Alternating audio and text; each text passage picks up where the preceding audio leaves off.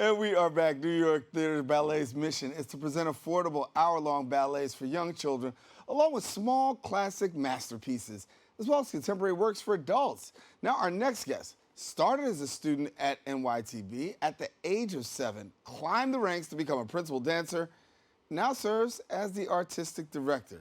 Join me now is the artistic director of New York Theatre Ballet. We've got Steve Melendez, and thank you so much for being with us. Thanks for having me. It's been a long time with the organizations we were sharing in between. But for you, this organization is a passion. Yeah. And talk to us about why it's become a passion for you. Yeah, it is a passion. I started at New York Theatre Ballet when I was 7 years old. And at that time, I was living in the Bronx. I was a young Puerto Rican boy. And it just wasn't a thing in my life to be part of a ballet program. I was living in a homeless shelter at that time, and it was only through the grace of I don't know what, and Diana, who was the director then, coming into the shelter and introducing me to ballet, introducing all of the children there to ballet, and it totally changed the course of my life. I joined the school after that on scholarship. I did summer programs for ballet camps, and I joined the company at a young age, and I'm passionate about New York Theatre Ballet because it's shown me how dance can have a really outsized impact in the lives of young people. Yeah, I got a niece who's heavily engaged in dance and ballet, and I think she's done all. She's dancing now out in Vegas. Yeah. And one of the things that I notice is when you get the young impression, Yeah. what that passion is like and how long it sticks with them, and they carry it on to almost. It becomes careerish, if you will. It becomes a career. For you, the same thing. What was it about ballet? It came an integral part of your life? Yeah, it came at a really important moment for me. Every child, I think, grows up eventually to learn discipline and self-respect, and they sort of earn their own self-respect. Right. It's something you gotta work on. And for me, it came at a time when that was really necessary. It's a hard thing to grow up in a shelter in the circumstances that I was in, and having the opportunity to step out on stage and have people applaud the work, the effort that I had done, walking even just into a ballet studio and being viewed as equal with all the other kids, that's really special. And I think those qualities, those attributes, those things that a life spent in a dance studio instill in a young person are attributes that that child can take into anything else they do in their life. Whether you're a line cook at McDonald's or a heart surgeon, you have to do your work the best you can do it. And in dance, well, if you're going to fall over, you're going to break an ankle, you're going to hurt the person next to you. You gotta be on top of your game all the time. Yeah. So now you're an artistic director, having the opportunity to really frame, something for some people. Talk to us about the work that you're doing as an artistic director and some of the programs that you have. Yeah. My driving mission is to make sure that dance is accessible for everybody. I think that dance has a bad rap, especially ballet, has a bad rap as sort of this elite thing, And I think that we can combat that by ensuring that the stories that we put on the stage and the voices that we promote, the choreographers, the dancers, the artists that are involved, are of and about the culture that we're in now. Mm-hmm. And I think if we do that, then we can diversify the audiences, which will in turn diversify the next generation of dancers. And that's really important to me. Yeah.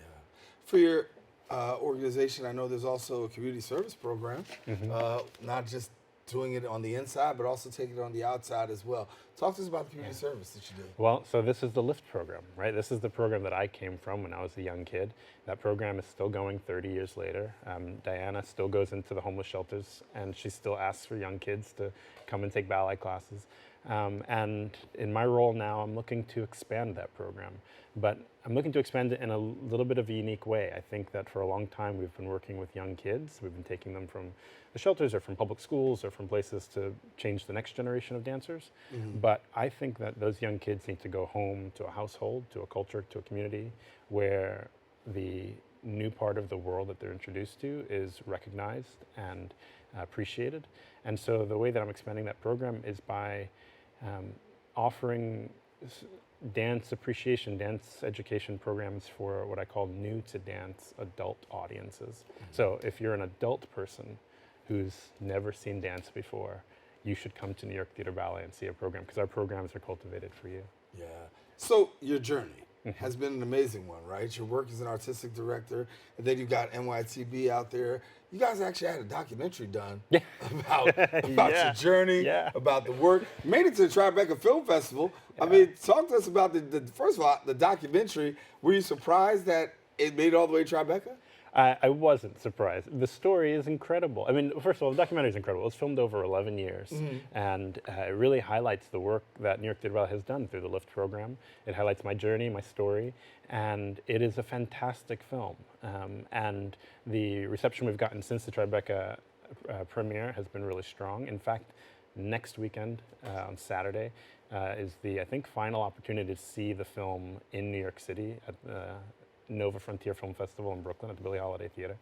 And it's free. I encourage everyone to come, because then they'll understand really what it means to do outreach work. Yeah. So under your leadership, as we are looking forward, what are you looking to see happen? I know part of what you got to do is there's also the raising of funds to make sure that, I mean, that's, what do you got, listen, when you have not-for-profits, you got to raise that money. And so I know that's got to be a part of what you got going on too. That is right. Actually, we're lucky right now. We have a really generous donor who has offered a match, a $50,000 match. So if we raise $50,000 before the end of this month, we will receive another $50,000 from this donor. So that means that we can raise $100,000 this month. And I'm calling on everybody to pitch in. Everybody needs to pitch in, because the work we're doing is really important. That's amazing. So you got a $50,000 match. Optimistic about that.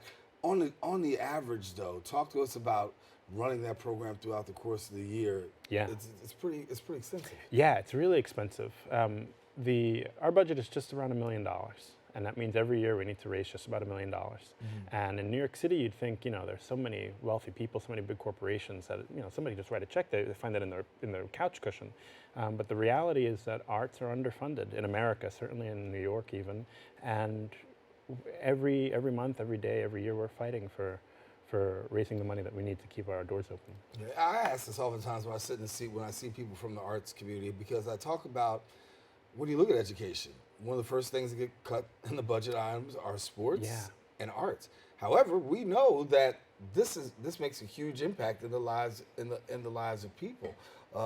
What's it like seeing that this is on the front lines of education cuts? It becomes like one of the most expendable things, but not recognizing how many young lives are actually impacted by this. That's exactly right. I think it's unfortunate that usually the people that are cutting the arts budgets are people who don't have any experience with the arts, and they don't understand what they're cutting. Dance especially is a language, just like English or Spanish or French or German or Italian. It's a language, and it's a unique language because it's a language that everybody understands, but only some people are trained to speak. You see somebody walking down the street at you, you don't have to have dance training to know whether they had a good day or a bad day, whether they're a rich person or a poor person. You just understand that innately.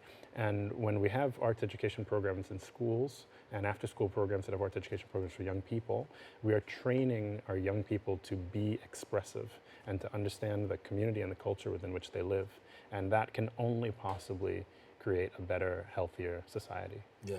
What's the best way for people who want to find out about this and get connected to it? What would you recommend? Yeah, contact me. Why not? Send me an email. I don't care. smelendez@nytb.org. Send me an email. Call me up. Our number's on our website. There are so many ways to get involved. We're looking for board members. We're looking for young professional committee members. These are young people that want to get involved, volunteerism. We're looking for mentors for our students. We do all kinds of things, and there are lots and lots of ways of getting involved. And if you don't want to do any of that and you just want to see a great show, buy a ticket. Yeah. That's great too. So let's get it out. Next show's coming up? Next show's coming up early October, maybe 12th, 13th in New York City. Yeah. We're going to be on a residency in Maine. We're doing a lot of stuff. Yeah. How long does it take to put a show together? 5-6 months. Yeah. It's a lot. It's a lot. And then here comes the second piece. We got to get the people there, right? We got to get the people there. And most people aren't there because they've never seen it before, and so they're scared. Right. Don't be scared. Just do it. Bite the bullet. Don't be scared. Just show up. I got it. I understand, Steve. Yeah. Good to have you. Thank you so much. All right, listen. Now, if you want more information, visit the website, nytb.org.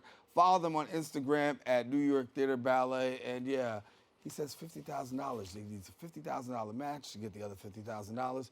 You know the drill. All right, well, don't go anywhere. We got more open coming up after this.